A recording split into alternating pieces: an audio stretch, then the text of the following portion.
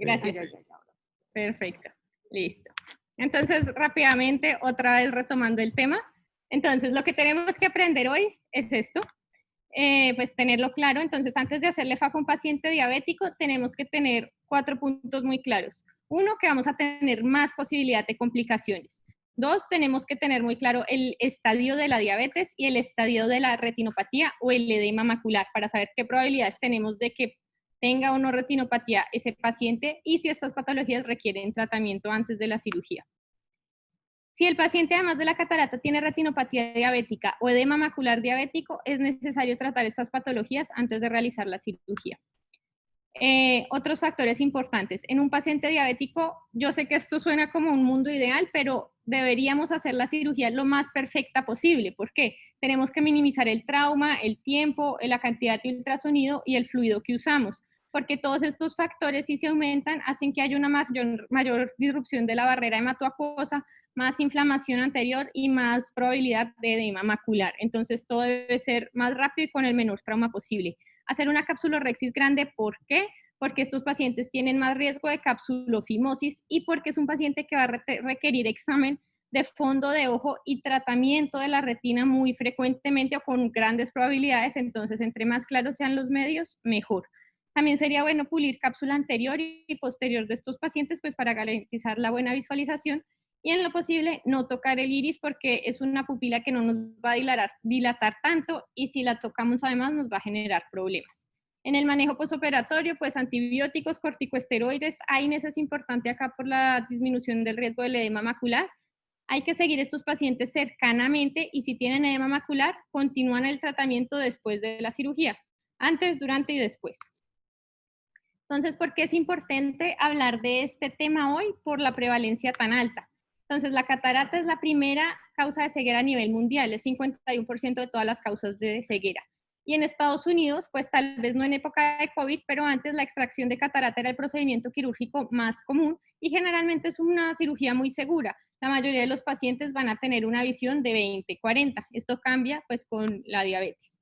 La diabetes también es una enfermedad muy prevalente a nivel mundial. Se ha dicho que 8.3% de toda la población, es casi 1 de cada 10 pacientes que nos llegue a consulta, es una causa mayor de ceguera y si vemos la prevalencia, el aumento con la edad es muy significativo, siendo poco en pacientes de 18 a 44 años, nos va aumentando con el paso del tiempo y en mayores de 65 años podemos tener hasta 1 de 4 pacientes con diabetes. Entonces es muy común que nos llegue a consulta un paciente que necesita cirugía de catarata y además es diabético.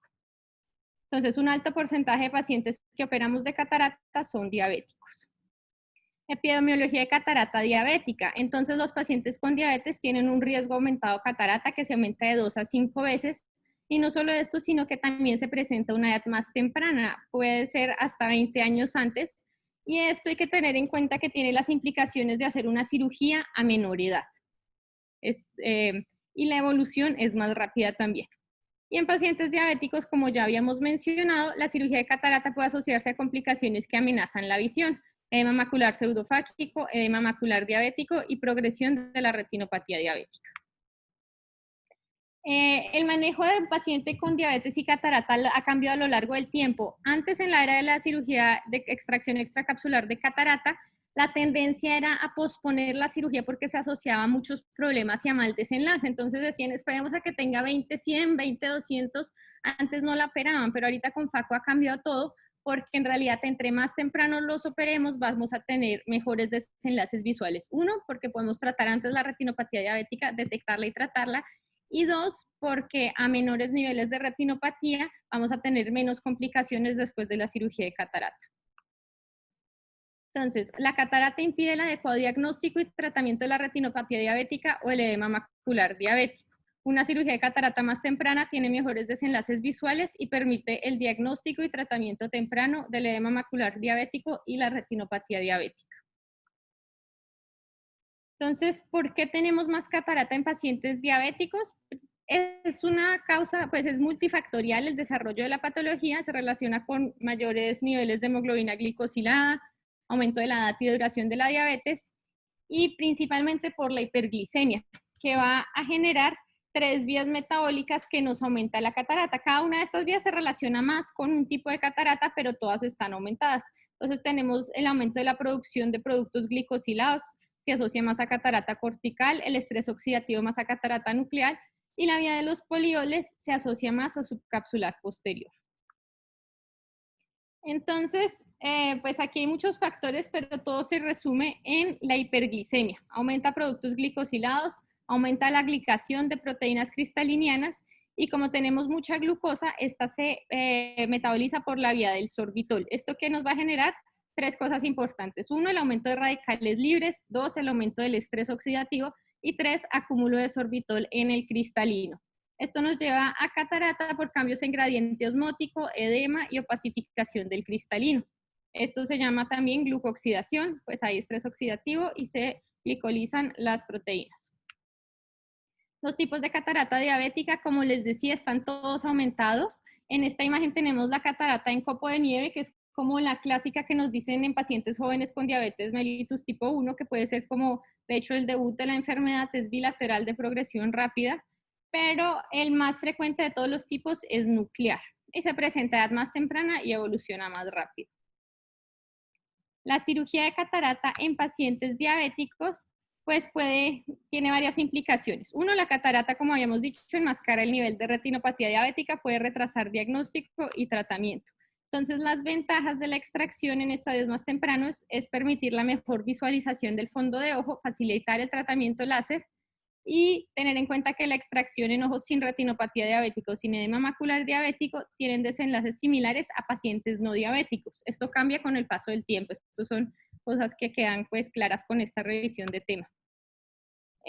Un paciente en general diabético va a tener menos probabilidad de alcanzar un 20-20 que un paciente sin comorbilidades, pero aunque tenga un estadio avanzado de retinopatía diabética, va a mejorar unas líneas. Entonces, digamos, va a mejorar 3 líneas, igual que un paciente no diabético según la densidad de la catarata, pero pues no va a llegar al 20-20 por su patología de base. Sin embargo, sí mejora, le mejora la calidad de vida también al paciente. Entonces, no tenemos que retrasar las cirugías, aunque el desenlace no sea tan bueno como queramos. Y la cirugía no debería retrasarse en pacientes con hemoglobina glicosilada elevada. Pues igual siempre hay que hacer pues valoración por medicina interna, ¿no? Que la parte sistémica esté bien para que lo podamos llevar a cirugía, pero en términos generales no deberíamos retrasarla por este motivo. Otra cosa que ya hemos venido hablando también es que la cirugía de catarata en diabéticos se asocia a más complicaciones intraoperatorias y posoperatorias que en un paciente sin diabetes. Hay hasta 30% más de complicaciones y estos son factores de riesgo, ¿no? Pobre control glicémico, mayor hemoglobina glicosilada, diabetes mellitus tipo 2 y presencia de retinopatía diabética o edema macular diabético. Esto es claro que esto es importante tenerlo claro uno y que el paciente lo tenga claro para que sus expectativas no sean tan altas. Entonces, un paciente diabético sin retinopatía ni edema macular diabético va a tener mejores desenlaces visuales que uno con retinopatía diabética avanzada, pero igual en el posoperatorio puede desarrollar edema macular diabético o edema macular pseudofáquico. Y un paciente que ya tiene edema o retinopatía, pues le pueden empeorar estas patologías. Entonces hay que advertirle al paciente diabético, sobre todo a esta clase de pacientes que a veces hacen una negación de la enfermedad importante, que a pesar de que la cirugía sea perfecta, sus resultados nunca van a ser iguales a una persona que no tiene esta enfermedad y deben tener expectativas realistas. Los desenlaces visuales, pues pacientes sin retinopatía van a tener los mejores desenlaces visuales, pacientes con retinopatía y edema tienen peores desenlaces visuales, pero estos mejoran si tratamos las patologías. Entonces es necesario detectar esto antes de operarlo para así darle un tratamiento adecuado. Entonces, en la valoración prequirúrgica, lo que queremos detectar aquí es bien el estadio de la diabetes en general y de las patologías retinianas.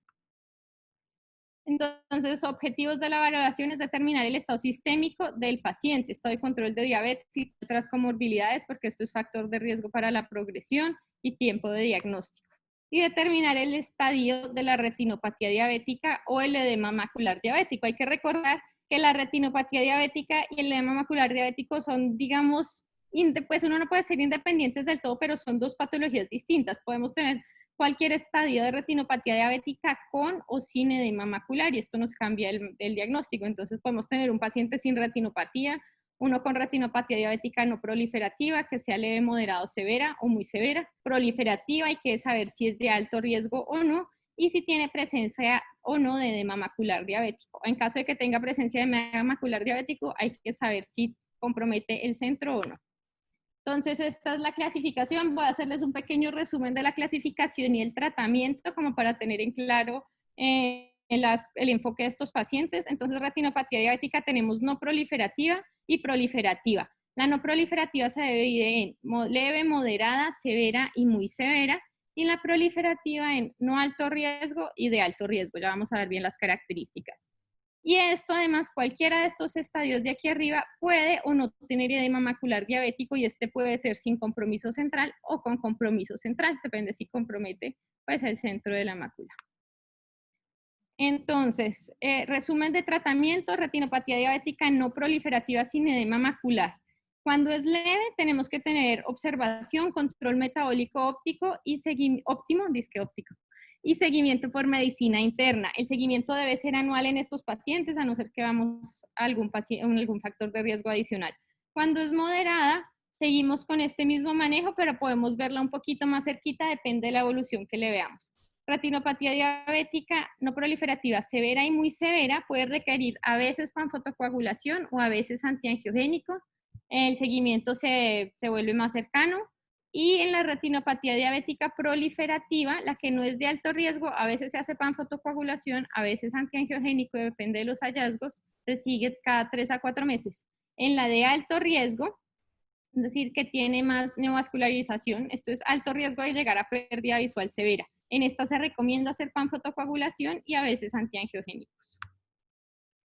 Eso era sin edema macular. El manejo de la retinopatía diabética con edema macular, digamos, vamos a hablar aquí del compromiso central, nos cambia. Primero, fíjense que tenemos que hacerle un seguimiento mucho más seguido a estos pacientes. No podemos dejarlos abandonados, es un paciente que siempre va a volver seguido. Si es leve, generalmente vamos a usar antiangiogénicos, raramente se usa láser focal. Si es moderada, aquí esta es moderada, generalmente antiangiogénicos también. Si es severa o muy severa, ya generalmente vamos a usar antiangiogénicos, pero también podemos hacer panfotocoagulación a veces, depende de los hallazgos angiográficos, si tenemos isquemia o no. Y láser focal raramente, pues depende si hay edema focal. Y la retinopatía diabética proliferativa de no alto riesgo, generalmente vamos a usar antiangiogénicos y panfotocoagulación a veces. En la retinopatía diabética proliferativa de alto riesgo, se recomienda hacer panfotocoagulación y antiangiogénicos, pues según hallazgos. Y según también hay que considerar mucho como la adherencia de los diferentes pacientes, porque podemos tener un paciente que no viene nunca, entonces uno mejor le hace láser, que es un tratamiento que dura. En cambio, si es un paciente que está viniendo todo el tiempo, uno puede estar más seguro que va a poderlo ver mensualmente para ponerle inyecciones, eso hay que considerarlo. Entonces aquí, recordar la leve, solamente tenemos microaneurismas. En la moderada vamos a tener más que solo microaneurismas, pero menos que una severa. Entonces podemos tener hemorragias intrarretinianas, irmas, arrosariamiento venoso, exudados algodonosos, pero no van a ser tan graves como una severa. Y la severa y muy severa, vamos a tener en cuenta la regla 4-2-1, entonces que tengamos en 4 cuadrantes hemorragias intrarretinianas o microaneurismas, en 2 cuadrantes arrosariamiento venoso o en un cuadrante irmas. Si tenemos un criterio va a ser severa, y si tenemos 2 criterios va a ser muy severa. Aquí es importante saber estos estadios para ver qué conducta vamos a tomar con estos pacientes. Entonces, si tenemos un paciente con retinopatía diabética no proliferativa, severa o muy severa, hay que hacerle antes de cirugía OCT y angiografía, y dependiendo de los hallazgos, pues panfotocoagulación. Retinopatía diabética proliferativa, ya vamos a tener si hay hemorragia vítreo prerretiniana o neovasos. ¿Y cuándo es de alto riesgo? Acuérdense que si tenemos de alto riesgo hay que hacerle panfotocoagulación de una vez. Entonces, si tenemos neovascularización en el disco leve más hemorragia vítrea, aumento de la neovascularización en el disco sin o con hemorragia vítrea, o neovascularización en otro sitio que no sea el disco con hemorragia vítrea, o 3 de los siguientes criterios. Pues en realidad hay que tener en cuenta los neovasos, dónde están los neovasos y si estos se asocian a hemorragia vítrea. Entonces también OCT, hacerles angiografía, panfotocoagulación y antiangiogénicos, pues dependiendo de los hallazgos y garantizando que no haya tracción, porque no podemos ponerle pues antiangiogénicos si tenemos un desprendimiento traccional, a no ser que se programe una cirugía combinada 3 a 7 días después. Listo. El edema macular diabético debe ser tratado antes de FACO. No podemos operarlo de FACO y luego decir, después de la cirugía, se manda a retina que lo traten. Toca tratarlo antes de la cirugía. Y también se beneficia hacerle FACO con una inyección de antiangiogénicos en el mismo procedimiento. Se hace la FACO y en ese mismo procedimiento se pone la inyección al final. Esto tiene mejores desenlaces visuales.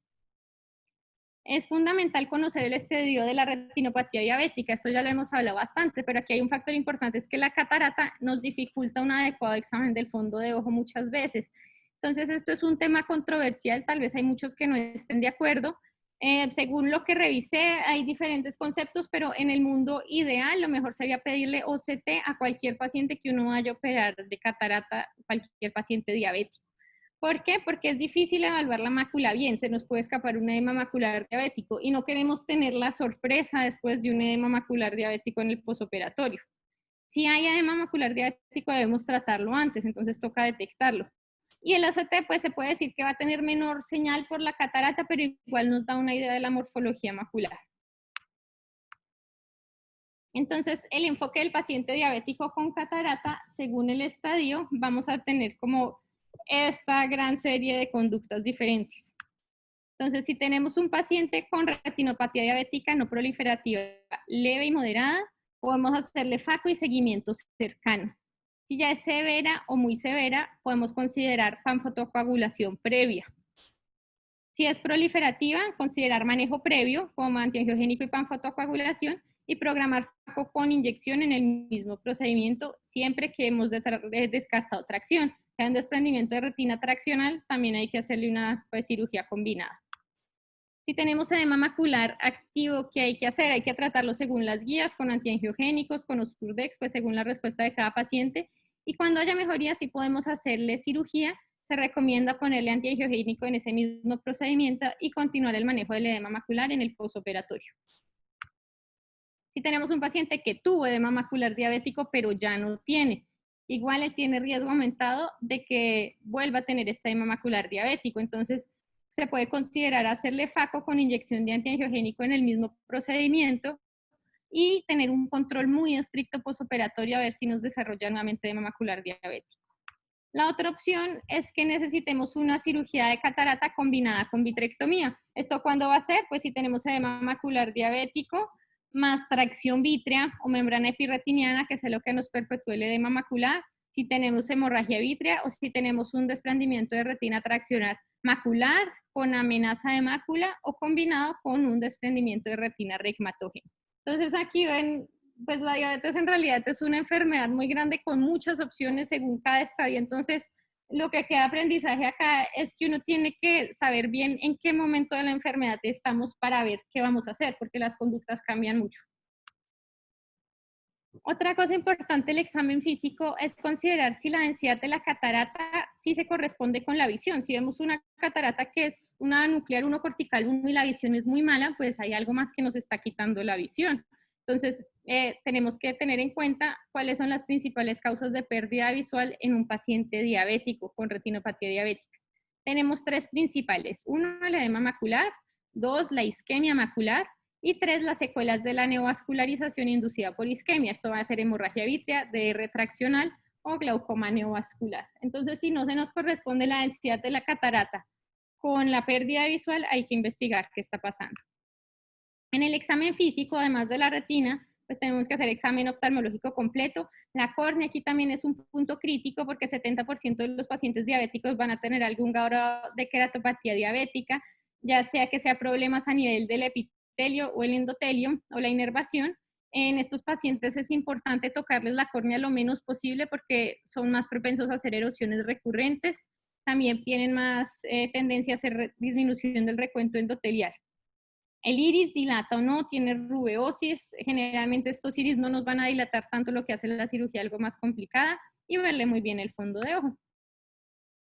Entonces, el consentimiento informado es algo que uno siempre hace, pero aquí tenemos que ponerle una serie de conceptos extras. Lo que habíamos dicho antes, que aunque la cirugía sea perfecta, el desenlace visual puede ser subóptimo. Entonces, hay que explicarle al paciente diabético que por el hecho de tener diabetes tiene peores desenlaces visuales en cirugía de catarata, que tiene más riesgo de complicaciones, tanto intraoperatorias como posoperatorias, y que además tiene riesgo de progresión de retinopatía diabética o del edema macular diabético. Hay que explicarle eso, pero sin desanimarlo a que se haga la cirugía, pues porque le va a beneficiar. Hay que hacer riesgo-beneficio, pero en estos pacientes especialmente tienen que ser muy conscientes de los riesgos a los que se están sometiendo. Otro punto muy controversial acá es que el lente monofocal o multifocal. Es bastante controversial. Yo les voy a exponer lo que hay en la evidencia y luego les digo mi punto de vista. Entonces, primero tenemos que saber si tiene retinopatía diabética o edema macular diabético. Si sí tiene, en realidad se recomienda más un monofocal, porque ya vamos a tener problemas visuales por sus patologías de base, y un multifocal nos quita más la sensibilidad al contraste y además nos dificulta valorar un poco el fondo de ojo y hacerle tratamiento con láser. Cuando no tiene patologías es más controversial el tema. ¿Qué opino yo? Que antes de poner un multifocal tengan en cuenta dos factores muy importantes. Uno, la prevalencia de retinopatía diabética aumenta con la edad. Entonces, si vamos a operar un paciente de 60 años que no tiene retinopatía diabética y él ya tiene diabetes hace 5 años, de aquí a 20 años lo más probable es que sí tenga, incluso puede llegar a tener la proliferativa. Entonces, puede que ahorita no la tenga, pero en unos años es muy probable que la desarrolle. Y dos, cualquier paciente con diabetes, aunque en el momento del examen prequirúrgico no tenga edema macular, tiene más riesgo de desarrollar edema macular. Entonces, el hecho de que al momento de la valoración no tenga patologías, no nos justifica el hecho de decir estamos tranquilos, puedo poner un multifocal sin problema. Multifocal le disminuye la sensibilidad al contraste al paciente y le dificulta al retinólogo un diagnóstico y tratamiento adecuado, hace todo más difícil. Esto es aquí para que tengan en cuenta que el factor de riesgo mayor asociado al desarrollo de la retinopatía diabética es el tiempo. Entonces vamos a operar un paciente y pues la expectativa de vida es promedio 75 años o más. Entonces hay que tener esto en cuenta. Diabéticos tipo 1 progresan más rápido. A los 5 años del diagnóstico, 25% van a tener retinopatía diabética. Esto a los 10 años se sube a 60% y a los 15 años, 80%. A los 20 años, 50% van a tener retinopatía diabética proliferativa. Es muy alto el porcentaje. En los no insulino dependientes, en menos de 5 años ya hay 24% con retinopatía diabética, uno de cada 4. 2% con proliferativa. Y a los 19 años, más del 50% va a tener retinopatía diabética. Más de 25 años, uno de cada 4 va a tener retinopatía diabética proliferativa. Es decir, que con el paso del tiempo, tenemos una muy alta probabilidad de que nuestro paciente tenga retinopatía diabética o proliferativa. Y en los insulino dependientes, estas estadísticas son peor. En pacientes que llevan menos de 5 años de diagnósticos de diabetes, casi la mitad tiene ya retinopatía diabética, y a los 19 años, pues ya casi todos, 84%. Otros factores de riesgo son el control glicémico y la presión arterial. Hay que recordarle a todos los pacientes en cada control, pues que intenten mantener esto bajo control. Entonces, aquí vienen unos pequeños tips para la cirugía de estos pacientes que queremos evitar complicaciones. Entonces, es mejor hacer una capsulorhexis grande, sobre todo pensando en que en un futuro vamos a tener que hacer muchos fundoscopias, hacerle tratamiento posiblemente láser. Y estos pacientes tienen más riesgo de hacer capsulofimosis por el aumento de la ruptura de la barrera hematoacuosa y la inflamación en cámara anterior. Otra cosa es no tocar el iris para que no tengamos miosis reactiva ni hemorragia. También hay fragilidad capilar. Y la tercera es disminuir el tiempo quirúrgico, el fluido y el ultrasonido para disminuir la ruptura de la barrera hematoacuosa, la inflamación excesiva y el edema macular. Hay una cosa, y es que en muchas revisiones aparece que la ruptura de cápsula posterior es más frecuente en pacientes diabéticos. Esto se explica por la misma fisiopatología de la diabetes. Entonces, la cápsula del cristalino en diabéticos es más gruesa y es más friable. Entonces, dificulta tanto la capsulorhexis como que la hace más frágil ante cualquier toque inadvertido. También tenemos pacientes que van a tener más miosis, entonces es una pupila chiquita, es más difícil hacer la cirugía. Y la tercera cosa es que tienen queratopatía diabética, es una córnea que no es tan buena como una córnea sana, entonces vamos a tener una disminución de la visualización, es una córnea que se seca más rápido, todo lo hace un poquito más difícil. Bueno, lo que habíamos visto antes en el enfoque del paciente es que depende del estadio de la enfermedad o los hallazgos que encontremos al examen físico, vamos a necesitar tratamientos adicionales. Entonces, a veces no necesitamos solo FACO, sino combinar la cirugía con vitrectomía. Cuando tengamos hemorragia vítrea, edema macular diabético, contracción vitreomacular, edema macular diabético que se esté perpetuando por una membrana epirretiniana, o desprendimiento de retina traccional macular o que amenace la mácula o combinado con un reumatógeno.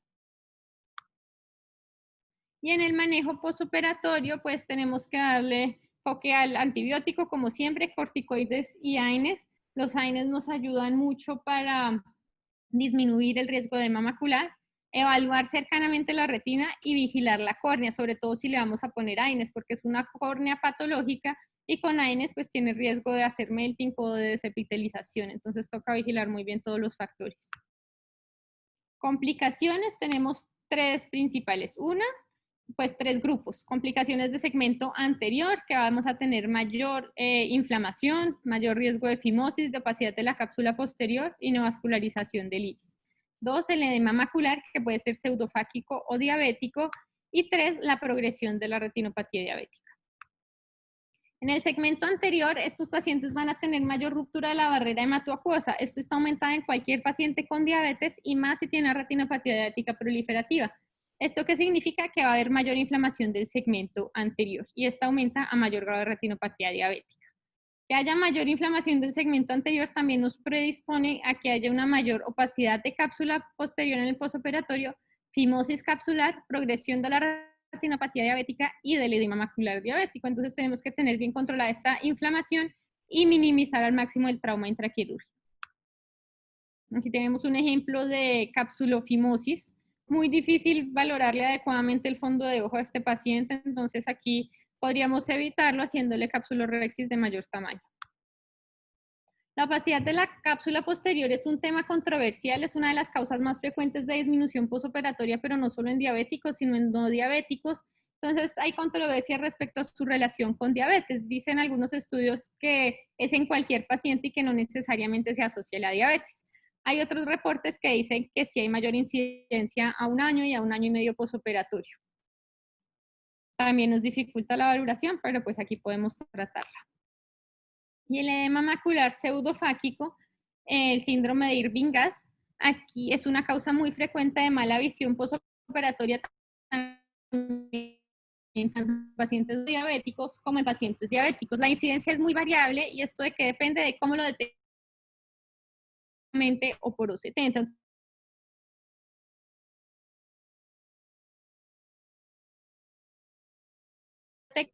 y puede aumentar el costo de la cirugía en un 85%. Estos son datos de Estados Unidos. Lo que hay que tener en cuenta para el paciente diabético es que tiene un riesgo aumentado de edema macular pseudofáquico respecto al paciente no diabético. También hay que advertirle eso. Y el riesgo puede aumentar incluso hasta 5 a 12 veces y es proporcional al estadio de la retinopatía diabética. ¿Qué podemos hacer? Podemos darle profilaxis con AINES porque se ha descrito que sí nos va a disminuir la prevalencia. Entonces se puede dar en el manejo preoperatorio y postoperatorio. En esta encuesta de SCRS, entonces la mayoría de oftalmólogos a nivel mundial usaron AINES pre y postoperatorio en pacientes de alto riesgo, como es un paciente con diabetes, generalmente inician 3 días antes y duran 1 a 3 meses usando AINES. Hay varios estudios que nos hacen caer en cuenta que en realidad usar AINES en el postoperatorio sí nos va a disminuir la incidencia de edema macular diabético, tanto en el edema macular cistoide, tanto en el paciente diabético como en el no diabético. Entonces, compararon corticoides versus AINES para la prevención del edema macular cistoide y con esteroides fue más frecuente el edema macular cistoide. Hay otros grupos que no han encontrado diferencias entre diabéticos y no diabéticos, pero en general sí vemos una disminución importante del edema macular cistoides con AINES de 3% a 16%, de 4% a 15.9%, sí es significativo. La otra complicación es el edema macular diabético.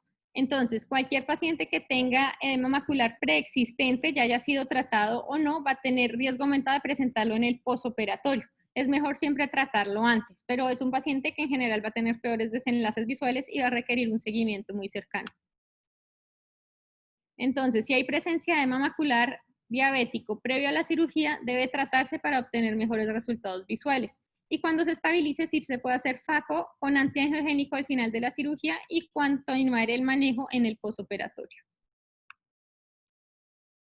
Aquí hay estudios que comparan pacientes que tienen edema macular diabético y les hacen FACO sin ningún tratamiento adicional o FACO más bevacizumab al final de la cirugía. Aquí nos miden según la agudeza visual y según el grosor retiniano central. Basal a 3 meses en este estudio se encontró que con placebo aumentaba en general el grosor central de la retina y con bevacizumab les disminuía. En este otro estudio, 26 pacientes también con retinopatía diabética no proliferativa y edema macular cogieron la mitad solo FACO y la mitad FACO más bevacizumab. A 6 meses hubo una disminución significativa del grosor macular central en pacientes que fueron manejados con antiangiogénicos al final de la cirugía. Y ahora el último punto controversial es la progresión de la retinopatía diabética al operarlo. Entonces puede que uno diga, mejor no lo opero todavía, era la tendencia antigua, no lo opero ahorita porque si lo opero le va a progresar la retinopatía diabética. El punto es que cómo sabe uno si le progresó por la cirugía o si le progresó por la enfermedad natural. Entonces, con o sin cirugía le va a progresar la retinopatía. Entonces la literatura es controversial. Pero lo que sí es claro es que el riesgo de progresión depende del estadio preoperatorio de la retinopatía diabética. Pero miren aquí una cosa, esto es en pacientes sin catarata, esto es la historia natural de la enfermedad. Entonces, pacientes con retinopatía diabética no proliferativa severa van a tener a un año 15% de riesgo de desarrollar retinopatía diabética proliferativa de alto riesgo, en verdad es muy alto. Y si ya es muy severa, van a tener retinopatía diabética proliferativa del 75%. Esto es sin cirugía, entonces uno no puede estar seguro que fue la cirugía lo que hizo que progresara, sino que puede ser la enfermedad natural. Entonces, en general, en pacientes sin retinopatía diabética y cirugía de catarata no complicada, es poco probable que haya progresión secundaria a la cirugía. Es mejor no retrasar tanto la cirugía de catarata en diabéticos. Este es el punto que hemos ya retocado varias veces. Es mejor extraer la catarata antes que evolucione el paciente de retinopatía diabética o edema macular diabético. Y los beneficios de la cirugía van a sobrepasar los riesgos de la progresión asociadas a la cirugía. Es decir, que no nos justifica retrasar la cirugía por miedo a la progresión. Va a mejorar la calidad de vida del paciente, va a mejorar el diagnóstico y el tratamiento de la retina. Y 3, en pacientes con retinopatía diabética no proliferativa severa, proliferativa o edema macular, uno puede considerar un manejo preoperatorio o intraoperatorio con antiangiogénicos. Entonces, puntos clave de hoy, aquí tenemos varios, los que hemos ido repitiendo varias veces, pero lo más importante es que el manejo del paciente diabético con catarata debe ser integral. Aquí no estamos operando solo a la catarata, estamos manejando un paciente que es diabético que manejarlo sistémicamente, mirar que esté controlando bien su presión arterial, que esté yendo al endocrino, que esté con adecuado manejo de la diabetes. Y además tratarle el ojo de manera integral también. Entonces, mirar si tiene una retinopatía diabética o edema macular diabético. Y tratar lo que requiera tratamiento antes de la cirugía. Otro punto clave es que los beneficios de la cirugía de catarata sobrepasan el riesgo de progresión de la retinopatía diabética. Entonces, hay menos complicaciones cuando menos avanzada esté la retinopatía diabética. Operar la catarata tempranamente ayuda al reconocimiento y tratamiento temprano de la retinopatía diabética. Y lo que es muy importante es que toca explicarle al paciente que su cirugía va a ser más difícil y tiene más riesgo de complicaciones.